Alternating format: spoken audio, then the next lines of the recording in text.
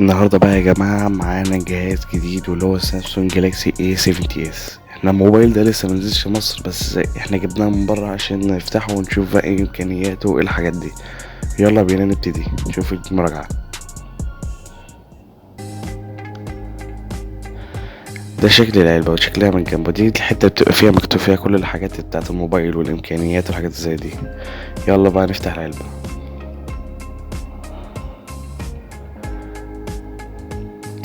موبايل شكله روش كده، حاجة حلوة كده من ورا وقدام وحاجة جديدة كده. هنا طبعا بيجي معانا كفر اللي هو البلاستيك، وهنا الحاجات اللي بتبقى مكتوبة ازاي تفتح الموبايل وحاجات زي دي. هنا بقى بيجي معانا الشاحن السريع، بس هو ده عشان من بره مختلف شوية عن اللي يجي من مصر. وده الشاحن طبعا، الشاحن السريع تايب سي. ودي السماعات اللي جاية مع سامسونج، بس دي شكلها غريب شوية.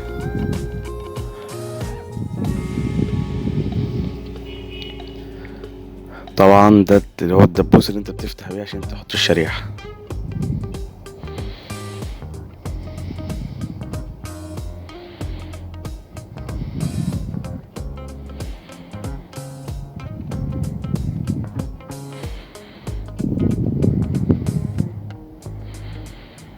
ادي شكل الجهاز اهو لأول نظرة.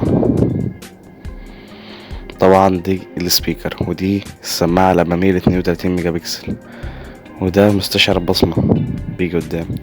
وهنا عندنا التلات كاميرات، الكاميرا الأولى 64 والتانية 8 والتانية 5، التالتة 5. فلاش أمامي، فلاش خلفي. وهنا الشريحة وميموري كارد. وهنا الزرار بتاع الصوت، وادي ده زرار الفتح والقفل. وده المايك اللي بيجي من فوق. وده السبيكر، السماعات اللي بتيجي من تحت. وده المايك برضو اللي بيجي من تحت عشان لما تتكلم. وده المدخل بتاع الشاحن تايب سي. ودي السماعات الجاك.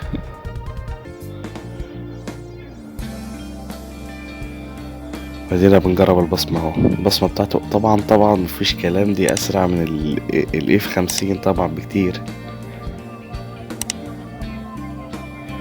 مفيش مقارنة، الجهاز سريع فعلا.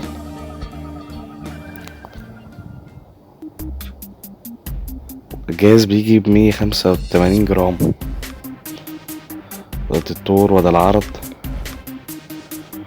وده السمك.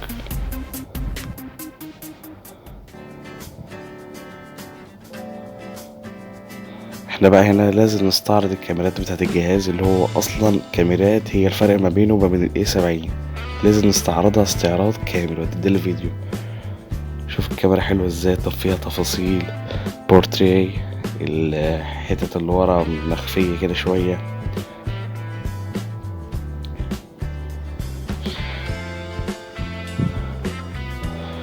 هنا بقى هناخد الفيديو بقى، نشوف الفيديو.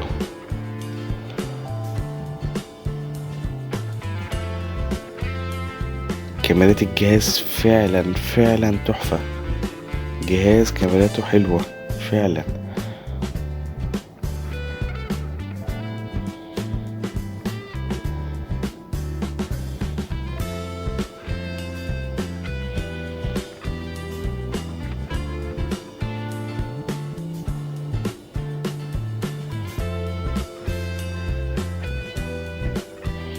شوفوا اللايف فوكس حلو ازاي،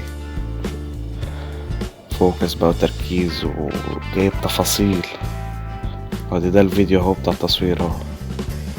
الفيديو فيه حس كده، عارف، في حتت كده متوقعش ان الكاميرا تجيبها بالدقة دي، بس تيجي حلوة الكاميرا، يعني فعلا في حاجة كده.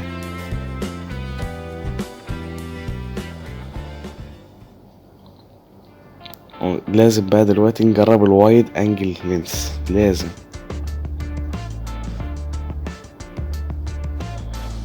كده من غير كده الكاميرا العادية، كده الوايد انجل فعلا في زاوية كبيرة فعلا، يعني حس فعلا ان في فرق. بس انت طبعا جبت الصورة بشكل اكبر، بس خسرت يعني حتت بسيطة جدا في التصوير بتاع الكاميرا.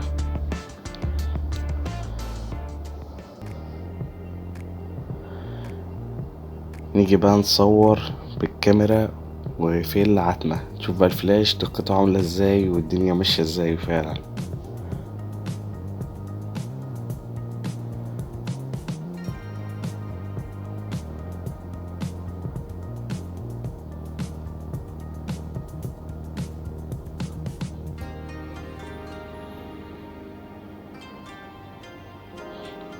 صور فعلا بتطلع حلوة فعلا بعد الفلاش، تحس ان عارف ده مش تصوير موبايل عادي، لا الكاميرا فعلا في حاجة، يعني الكاميرا عايز اقولك ان في فعلا شوف تفاصيل بتظهر، يعني في حتت تظهر مع ان يعني مع انك بتصور في عتمة مفيش نور خالص، بس برضه في حتت لازم تظهر.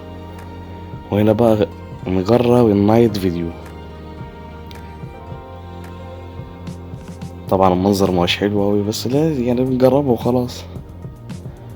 وهنا بقى تلاقي العربيات واضحة شوية، يعني واضح ان في عربية هنا وهنا وهنا وحاجات زي كده.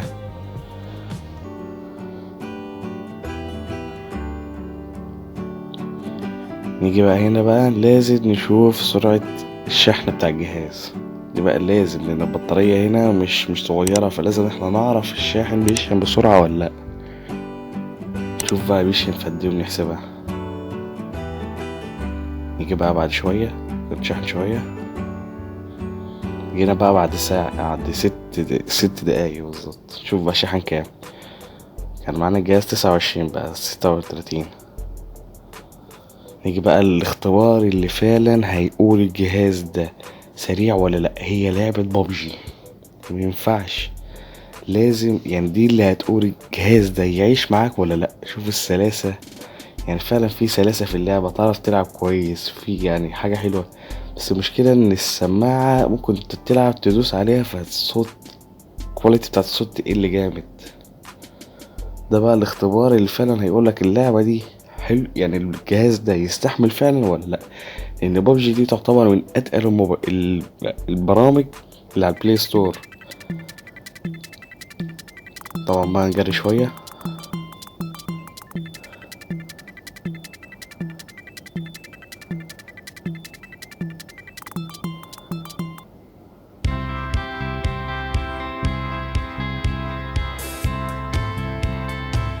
احنا بقى هنا هنجرب لعبة جديدة، نيد فور سبيد، لازم بقى نجربها. عايز اشوف بقى يعني الموبايل بيتفاعل معاك بسرعة، يعني بيستجيب بسرعة اوي ولا ايه. هنا بقى نشوف السلاسة فعلا في الحركة، والشاشة سلسة ولا لأ، وتعرف تتحكم بسرعة ولا لأ، وايه الحاجات مميزات فعلا الموبايل ده. يعني شوف تحس فعلا لأ، يعني في يعني عارف يقولك ان هو سهل الاستخدام شوية، يعني تعرف تستعمله بسرعة بسلاسة، في دقة فعلا.